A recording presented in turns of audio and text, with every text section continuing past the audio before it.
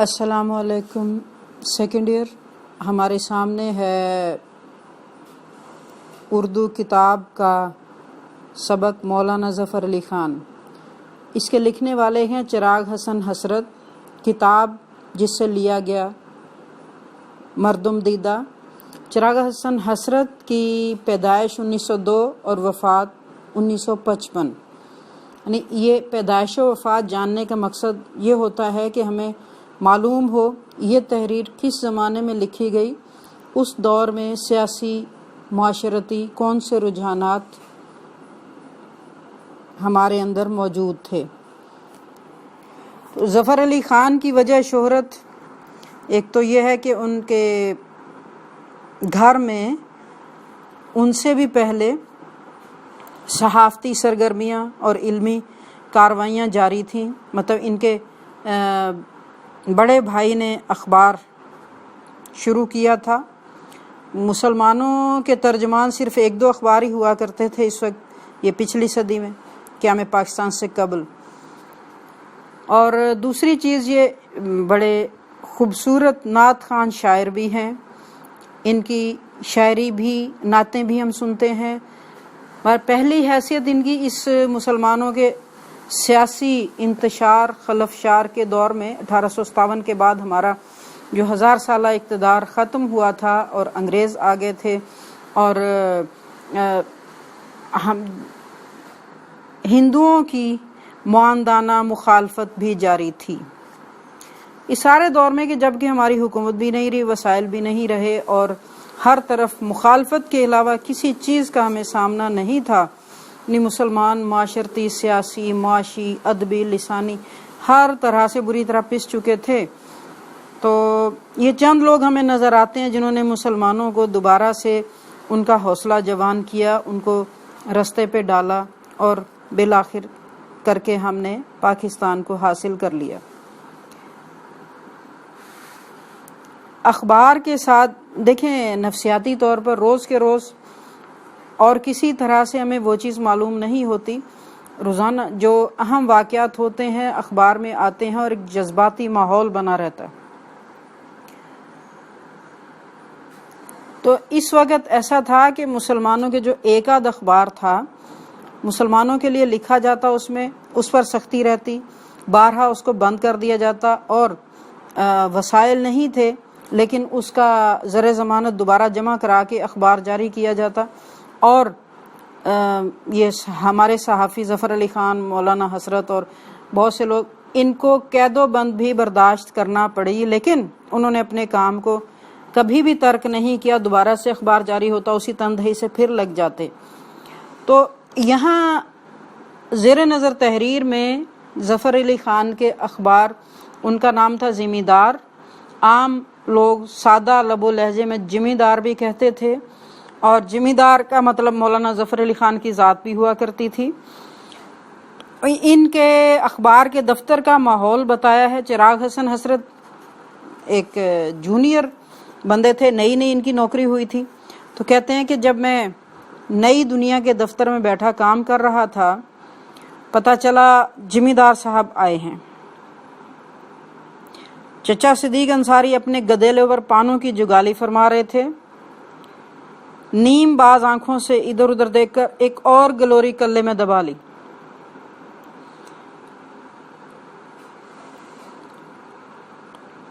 یہ جن شخصیت کا ذکر ہے وہ اخبار کے دفتر ہی میں دن رات رہتے تھے اور یہ سارا ماحول ہے۔ کہتے ہیں کہ نئی دنیا کا دفتر چونا گلی میں ہوتا تھا، دروازے سے اندر گھسو داہنی طرف نئی دنیا آباد تھی اور بائیں طرف مولانا شائق عثمانی نے پرانی دنیا بسا رکھی تھی۔ مطلب یہ محلے وقوع بتایا کہ جغرافی طور پر اخبار کے دفتر کے ساتھ ہی جن افراد کی رہائش تھی پرانی دنیا اسے کہا ہے، اور عربی کی بھاری بھرکم کتابوں سمیت رہتے تھے۔ میں اس نئی دنیا کا کولمبس تھا، جیسے آپ کو ابھی بتایا کہ ان کی اس اخبار میں نئی نوکری تھی۔ مقالہ افتتاحیہ کے جہاز کے ساتھ فقاہات کی کشتی بھی چلاتا تھا۔ مقالہ افتتاحیہ بچے یہ جو اگر کبھی آپ اخبار کھولیں تو اندر کے صفحے پر اداریہ ہوتا ہے، یہ اخبار اور ادارے کی ترجمانی ہوتی ہے کہ کسی معاملے پر ان کا کیا نقطہ نظر ہے. تو وہ والا اہم کالم بھی یہ لکھتے تھے، اس کے علاوہ ہلکی پھلکی تحریریں بھی لکھتے تھے. افسوس یہ محفل سال بھر کے اندر درہم برہم ہو گئی، نہ نئی دنیا نہ پرانی رہے نام اللہ کا. اچھا جی، یہ تو آپ کو بتایا کہ وہ کس طرح سے کمرے میں موجود ہیں. مولانا ظفر علی خان کھٹ کھٹ کرتے تشریف لائے. اس سبق کو پڑھ کے پتہ لگتا ہے کہ ظفر علی خان بڑی پرشور قسم کی شخصیت تھے. تصویروں سے کسی شخص کے شکل و صورت کے متعلق اندازہ نہیں ہوتا، بہرحال اتنا یقین تھا کہ ان کی توند بہت بڑی ہوئی ہوگی. دیکھیں، جب معمولی کارکنوں کا، یہ سیاست کی بات ہے، معمولی کارکنوں کا قبہ شکم گنبد فلک سے ہمسری کرتا ہے. ان سارے مشکل الفاظ کا مطلب صرف اتنا، ان کا پیٹ بہت زیادہ بڑھا ہوا تھا. تو جب تک ہم نے کسی کو دیکھا نہیں، یہی لگتا ہے کہ فلاں لیڈر بڑا وہ بھاری بھرکم شخصیت ہوں گے. ظفر علی خان آل انڈیا مسلم لیگ کے لیڈر کی حیثیت رکھتے تھے. ایک عدد گرانڈیل توند کا مالک ہونا چاہیے تھا، لیکن مایوسی ہوئی، نہ توند نہ امامہ. یہ کیسے مولانا؟ ان کے مولانا ہونے کی، مولانا سمجھے جانے کی کوئی بھی نشانی موجود نہیں تھی. یہ راز ان پر بہت دیر سے کھلا کہ ظفر علی خان کا پیٹ کیوں نہیں ہے. ابھی آگے چلتے ہیں. شائق عثمانی سائمن کمیشن سے تعاون کے حامی تھے. تو یہ والی بتایا نا آپ کو کہ موجودہ حالات و واقعات کے مطابق اخبار کے دفتر میں بحث و تمہیس ہوتی ہے، اس پر رائے اور تبصرہ دیا جاتا ہے اور پھر لکھا بھی جاتا ہے. تو مولانا نے یہ حکایت شروع کی، یعنی راؤنڈ ٹیبل کانفرنس اور سائمن کمیشن بارے. مجھے اس کے سے چندہ بالکل بھی دلچسپی نہیں تھی. مولانا کے نزدیک آئینی کمیشن کا ہندوستان آنا بہت اہم واقعہ تھا. مولانا شائق عثمانی کی بات کر رہے ہیں. ظفر علی خان کا کلکتے تشریف لانا بہت اہم تھا. اب کھینچا تانی شروع. میں چاہتا تھا مولانا شاعری کی طرف آئیں اور شائق عثمانی ان کو سیاست کی طرف لے جا رہے تھے. مولانا نے برکن ہیڈ کا ذکر شروع کر دیا. اب کیفیت یہ تھی کہ میں میر کی بات کرتا ہوں، وہ بالڈوین کی طرف جاتے ہیں. میں کہتا ہوں غالب، وہ فرماتے ہیں سائمن. آخر مولانا کو فتح ہوئی، یعنی میں نے مجبوراً شعر و ادب کا پنڈ چھوڑا. پنڈ کا مطلب تو یہ آپ سمجھ لیں کہ محفل یا دائرہ ہلکا اثر، لیکن اس سے ایک وابستگی کا احساس ہوتا ہے کہ میں نے اپنی پسندیدہ چیز کو چھوڑ کر ان پر آمادہ ہوئے کہ وہ جو بھی کچھ کر رہے ہیں میں بھی اسی میں شامل ہو جاؤں. میں لاہور آیا، کچھ دنوں زمیندار کے دفتر میں قیام رہا. ایک رات کا ذکر ہے، کسی نے پچھلے پہر میرا شانہ ہلایا. اٹھانے کے لیے، سوئے کو جگانے کے لیے یہی طریقہ اختیار کیا جاتا ہے نا. میں اٹھ کے بیٹھا تو یوں لگا ابھی صبح کاذب ہے، یعنی فجر کی اذان نہیں ہوئی. کوئی شخص میرے سرہانے کھڑا. میں گھبرایا، الہی یہ ماجرا کیا ہے؟ مولانا کی آواز ہے، اٹھو میرے ساتھ سیر کو چلو. میں سمجھ گیا مولانا سیر کو جا رہے ہیں، مجھے شرف رفاقت بخشنا چاہتے ہیں. بھلا ہو احسان اللہ مرحوم کا، انہوں نے مجھے بتا رکھا تھا کہ مولانا سیر کو کہیں تو بالکل نہ جانا. میلوں دوڑتے ہیں، ڈنٹر پیلتے ہیں، تم بھی نڈھال ہو جاؤ گے. اب یہ بات یاد آنے کے بعد میری آنکھوں تلے موت کا نقشہ پھر گیا. میں نے نہایت مزمحل کمزور آواز میں کہا، میں تو بہت بیمار ہوں، میرے سر میں درد ہے، پیٹ میں کولنج ہے، یہ اپینڈکس ہے بچے. ہائے اللہ، یہ کہہ کر میں نے آنکھیں بند کر لیں کہ کسی طرح ان کو یہ پتہ نہ لگ جائے میں بالکل صحت مند ہوں.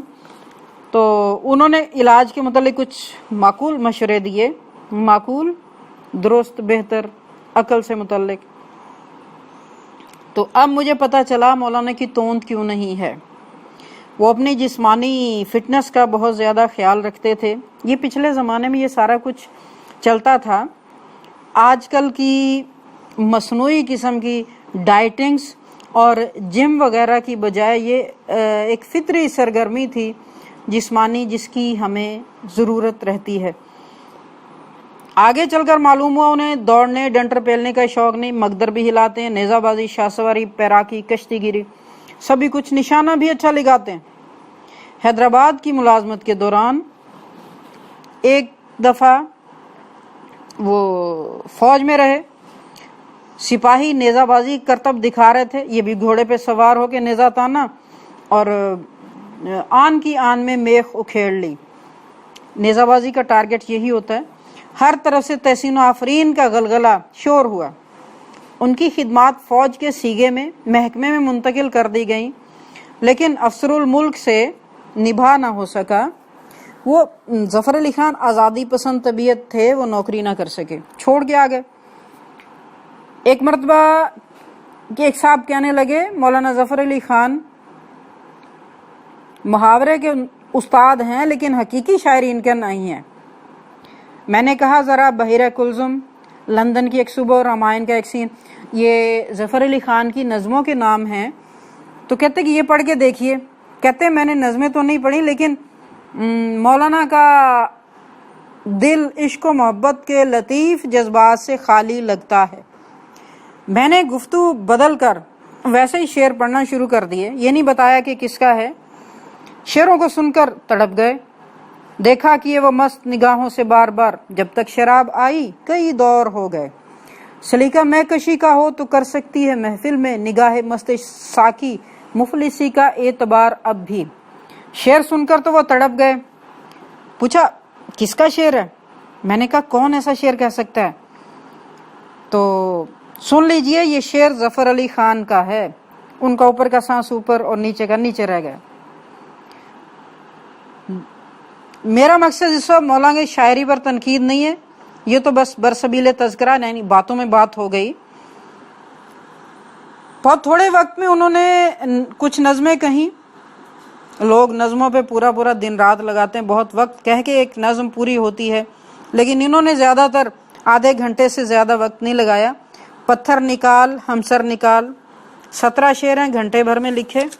اس کا آخری شعر مجھے نہیں بھولتا، تو غزل خانی پہ آ جائے تو ہے خواجو وقت، زلف عنبر بار سے کجدم بکھیر اجدر نکال۔ حسرت کہتے ہیں کہ میں نے شاعروں کو دیکھا حکیم صاحب سے رجوع کرتے ہیں، مسہل لیتے ہیں، جلاب آور دوا، فی یوم ایک شعر کے حساب سے کہتے چلے جاتے ہیں، اور اگر شعر نہیں بن پاتا بیوی کو پیٹتے ہیں، بچوں کو جھڑکتے ہیں، گھر میں شور ہوتا ہے، بال نوچتے ہیں، ہائے انکائے مضمون دام میں آ کے چلا گیا، کم بختو ملونو تمہارے شور نے اسے اڑا دیا۔ مطلب میری شاعری کو دوسرے عوامل نے خراب کر دیا۔